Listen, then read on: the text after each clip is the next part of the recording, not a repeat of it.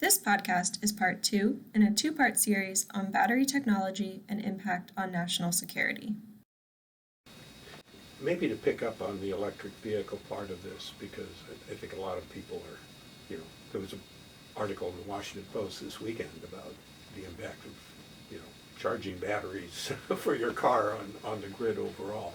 But in terms of DoD applications of electrical vehicle, absent a technological change, I don't think we're going to find aircraft that are going to be powered by batteries. So maybe that is it. But there are applications. Again, if you have on the civilian side, EV battery demand growing, what are the implications of that for DoD? Well, DoD is embracing electrification of its platforms, and it is doing it for a variety of reasons, and certainly fuel efficiency is one of them. But I would say the single biggest reason is that there is more and more electronic equipment on board these platforms. And given that it at some point it makes sense to go to electric or hybrid. It's really, in most cases, a hybrid propulsion system. And that there's a long list of reasons for that. Safety, survivability, stealth. If you have an electric motor, it's not making you can be a much stealthier platform. But the single biggest reason is the need to accommodate this tremendous increase in on-board equipment, not unlike what the foot soldier is seeing. Yes. Just carrying more gear. Tactical vehicles are supporting so much more equipment and lasers and sensors and all kinds of communications equipment, electric propulsion interfaces more easily with computers. So smart cars, as we move to smarter and smarter vehicles, then again, an electric or hybrid platform makes more and more sense. So I think in that area, I think DoD will by and large be taking advantage of what the commercial sector is doing. They will not be doing cutting edge R&D, although I will say that DARPA recently did a project that may be ongoing to develop micro motors to go in the hubs of electric vehicles. And when you have a mini motor in each hub, you get advantages in terms of torque and maneuverability and so forth. So there's even in the EV area, I think DoD is doing R&D, but by and large it's working with the commercial sector. General Motors has reestablished its Defense and Space Division, which it sold off in 2003 to General Dynamics for a couple $2 billion. Now they have reconstituted it on the strength of the work that they are doing with Navy and Army in terms of electric vehicles, also fuel cells. David, I was at a panel discussion recently that you were part of about the impact of electric vehicles on just the whole automobile manufacturing system and the changes that will take place as a result of that. Not just the battery part, but what goes into a motor vehicle now is going to be quite different than what we're used to. Yeah, that's right. So there's a well-known book by Dan Sperling in which he talks about 3 revolutions in transportation, one of which is electrification, another one is autonomy, and the third one being ride sharing. And all of these are coming at different paces, but I think electrification is going to be the first one. My own theory of the autonomous vehicles is further away than we might think, and ride sharing and different kinds of mobility solutions, we'll see. I think they're emerging in dense cities, but they may take a lot longer to get to other places. So electrification is, I think, going to be the driving force in the auto industry in the coming years, and it's driven mostly by regulation. And we see this more advanced abroad than in the United States. So the United States has recently relaxed the proposed tightening of regulations of motor vehicles, but in Europe they've been clamping down, and now we see the European auto industry start to adjust. And because it's a global sector, I think the U.S. will also start to see this influence, as we saw with the Super Bowl. Several commercials for electric vehicles trying to, get this into the American consumer's mind. And there are some real advantages, like, as Dorothy mentioned, the torque. These vehicles can accelerate really quickly, really smoothly, so for drivers they may be some advantages. But for the industry as a whole, it's potentially very jarring.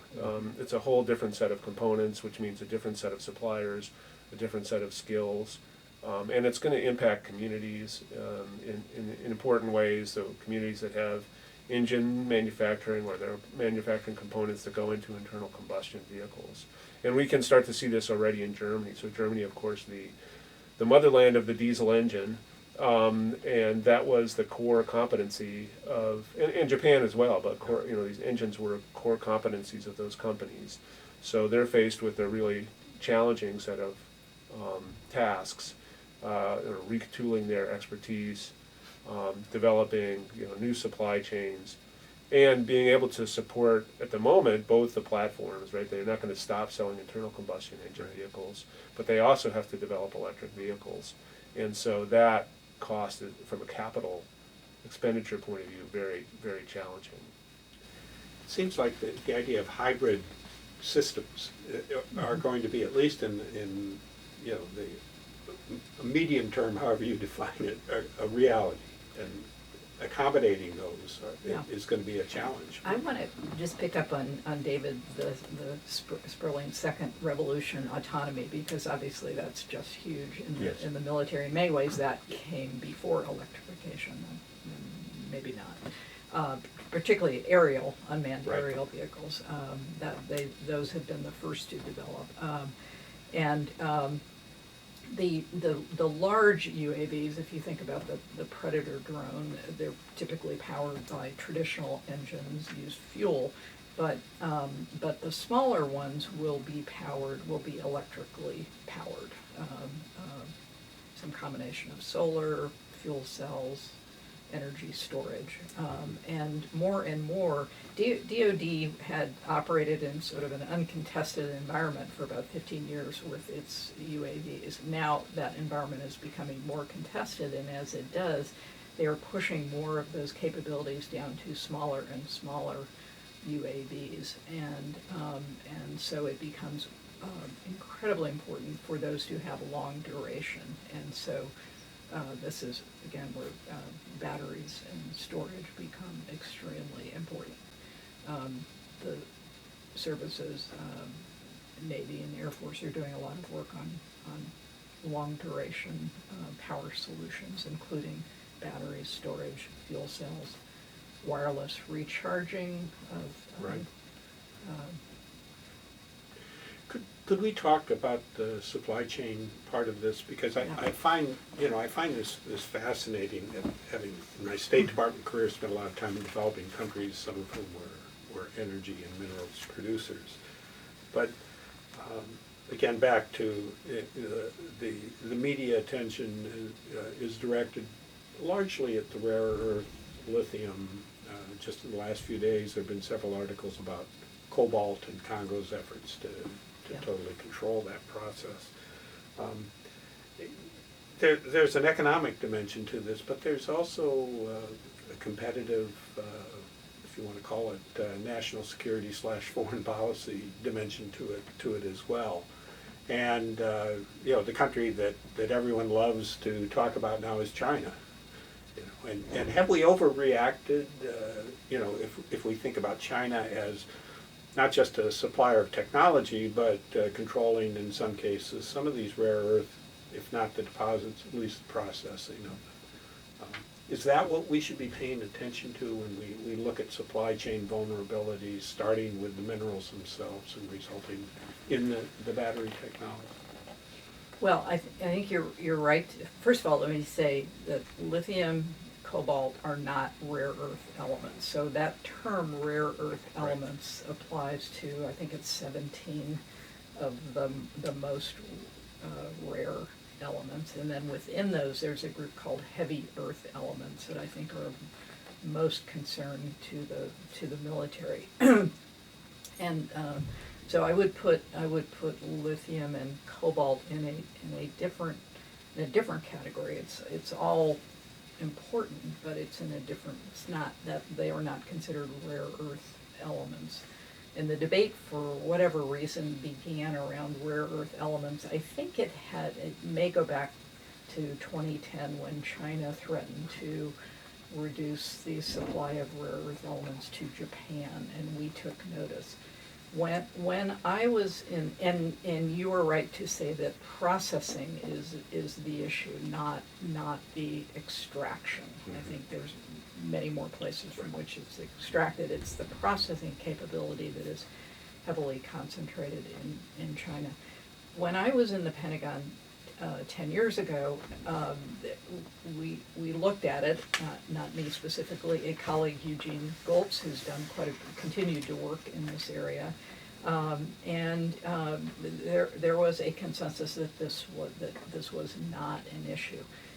DoD's views on that began to change after I left, and I think recently the Trump administration has become much more active in this area, and so DoD is now exploring the use of its Defense Production Act to subsidize U.S. extraction and processing. And I honestly am not sure to what degree these White House directives are driven by Trump administration policy, some of which can be rather protectionist, or to what degree the pressure is coming from inside DoD. I think it may be a combination of both. It's focused on, as I understand it, heavy earth elements, which is a subset of rare earth elements, and the issue is processing. I myself am a little skeptical of using. I think we have to be very careful what we use the Defense Production Act for, and I think you have to be careful that you do not. This will be a subsidy to certain producers. It looks like one in Texas and one in Alaska. And you know, the markets have an amazing way of responding to crises like this, both in part through substituting other materials. So I think there is a danger for unintended consequences, but there may be a genuine military concern there. David, you have a...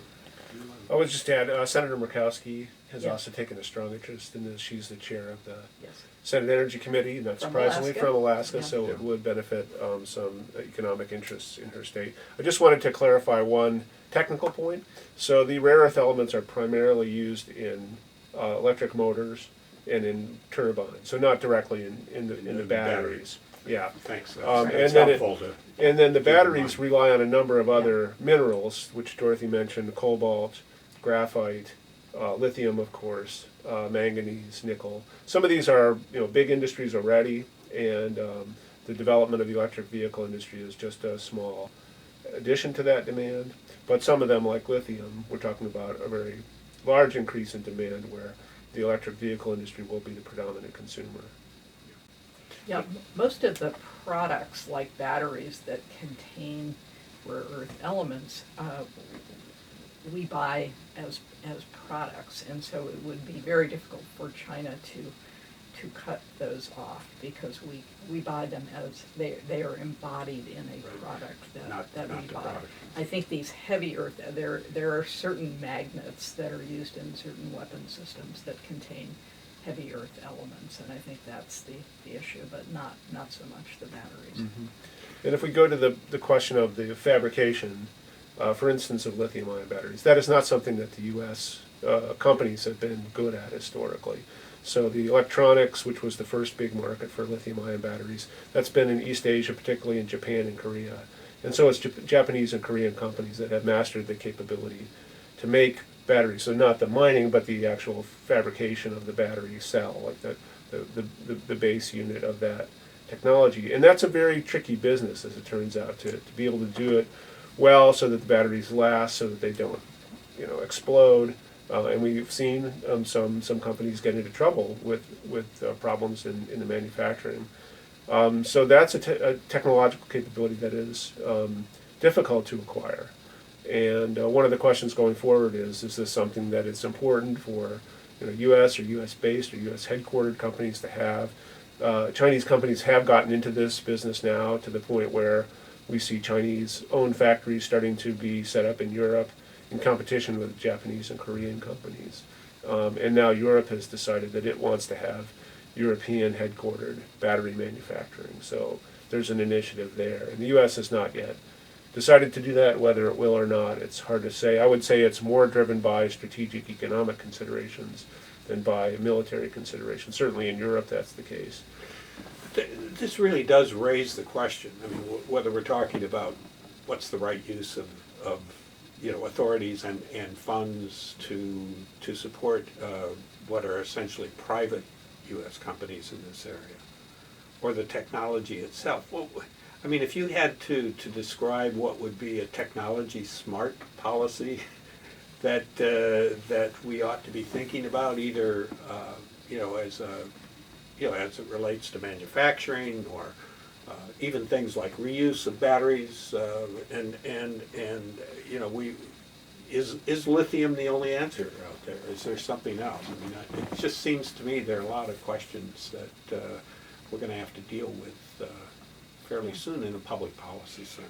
Let me just speak to the issue of foreign sourcing of batteries, offshore production of batteries that the military uses, because to me that's probably more of a concern than rare earth elements. I don't know that, it's a little bit apples and oranges, but Rand Corporation did a very good report about 5 years ago on DoD's reliance on foreign sources of batteries. DoD more and more uses rechargeable batteries, and they buy them commercially. They use commercial cells, which are produced largely in Asia, and then they're packaged for DoD use by certain manufacturers to meet DoD's needs. Differ in that they need to have longer shelf life, greater temperature range, things like that. So they are packaged differently, but the thing that makes it a battery, the cell, is commercially produced. And the advantage of that is, one, cost. You're relying on ease of supply chains. You can get them commercially. They're cheaper, and you're taking advantage of the continuing innovations in commercial production. But you are relying on foreign produced batteries, and even if it's a Japanese company, a lot of the production may take place in China. So, that's a concern, but the alternatives for dealing with that are problematic. If it's for single-use batteries, which is what DoD traditionally used, there are certain dedicated manufacturers, I believe, in this country, and I think DoD even uses the Defense Production Act for that. But for rechargeable batteries, it is largely reliant on commercial supply chains, and I think the cost of the alternatives is such that it looks like that will continue to be the practice. But as the electric vehicle industry scales up, Yeah. there's going to be a diffusion of these battery factories into the places where customers need them. So already the electric vehicle industry, as small as it may seem from the auto point of view, it's already the dominant consumer of battery cells. So that's why we see battery factories popping up in Europe, and we see them a little bit in the U.S. as well. While they tend to be owned by foreign headquartered companies, most of for the production, I think, is increasingly gonna move here. But I would say, in terms of technology smart, policy, I think we should be starting to plan ahead for recycling, reusing. So as batteries get exhausted in vehicles, they can be repurposed for the grid. We can design the batteries, hopefully, so they can be taken apart more easily. It's very difficult right now. We should be thinking about substituting materials. So there is a fair amount of research, and I think DoD is one of the leading sources of research funding for this to substitute alternative materials. And then we need to be thinking about differentiating the market. So what works in electric vehicles, really well is not necessarily optimal for the grid, and there need to be some public investment to develop those technologies to the point where they can take on the vehicle technologies, lithium-ion technologies, because those have such a running head start as a result of their use in electric vehicles. So I think a smart policy would have a number of different threads, not to reject these tremendous scale economies and cost reductions that are coming from the commercial sector, but adding on to them and creating new opportunities for the future. The complexity of these interrelationships is really, for me, the most striking feature of our discussion today. Yeah, and if you can imagine, you want to take it one more level, think about, and you mentioned the potential impact of electric vehicles on the grid. Think about transportation, an enormous system, and electricity, also an enormous system. Now, put them together and expand the whole thing, where we're replacing certain other functions like home heating, for instance. That may also become part of this complex. So we're talking about a really, really, really complex system with defense as well as civilian components. Well, and I think your starting point about, we're looking at 2050 for some big changes to be happening globally. Mm-hmm. And this is, there's a certain impetus here for getting this as right as we can, as soon as we can.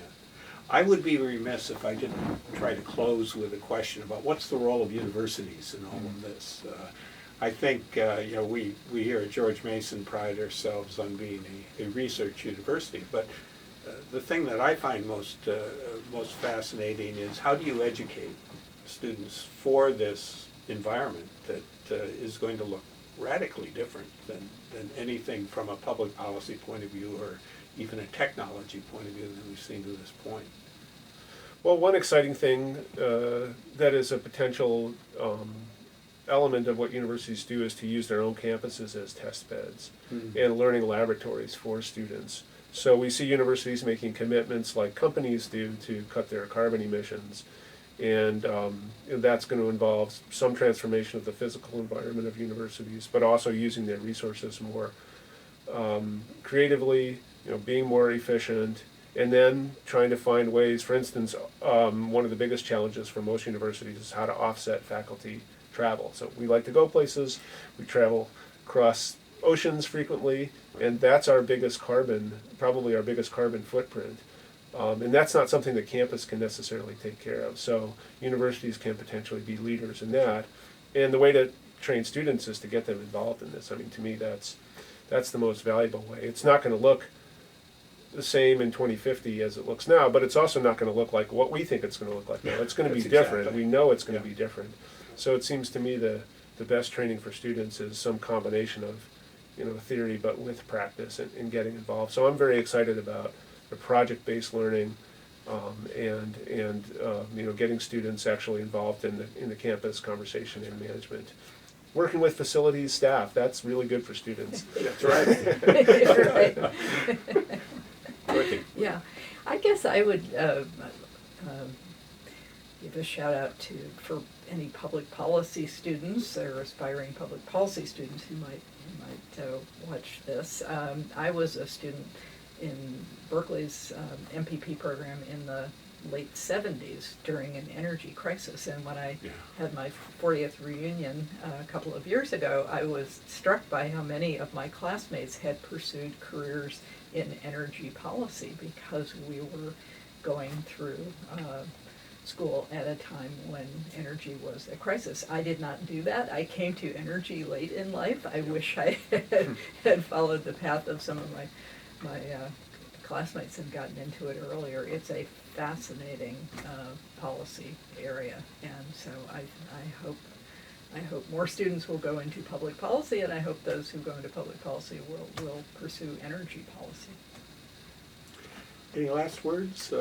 You've been terrific about covering Just the to breadth of this. Just to add one gloss on what Dorothy said, it's an economic problem, and it's a political problem, and it's a societal problem, and I think it does take an integrated the social science perspective to really, as Yeah. well as, consultation with engineers and scientists who understand what the technical limits are. There's a lot of wild talk out there in the energy policy landscape right now, not all Yeah. of which is very well grounded in any of these Yeah. disciplines. Yeah, yeah, and my last word would again be I hope that policymakers will listen to the sort of students that come out of this school and economists. I think this is energy policy gets very politicized.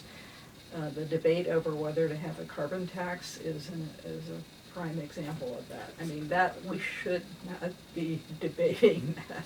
We should not be debating that, but we are, and so so again, I think we need the sort of wisdom that is taught in places like the SCAR School, and I would also encourage different point policy students to work in the defense area. Yes. The field of public policy in many ways came out of the sort of skill sets, disciplines like operations research that Yes. were developed Exactly. to support World War II. McNamara's Whiz Kid operation in the Department of Defense. In many ways, I think of masters in public policy programs as having their roots in those activities. The Department of Defense is such a rich environment for policy analysis, and there really are not that many people with MPPs who go to the Department of Defense. It tends to be largely engineers. So I think that's also a great career path. Well, what a terrific way to end this discussion. I want to thank both of you, but I think not only the future of batteries touching on so many different areas, but also the need to be thinking in public policy terms about how to deal with that, and the intersection of the technology and other requirements of both the DoD side and the civilian side are so important. So thank you.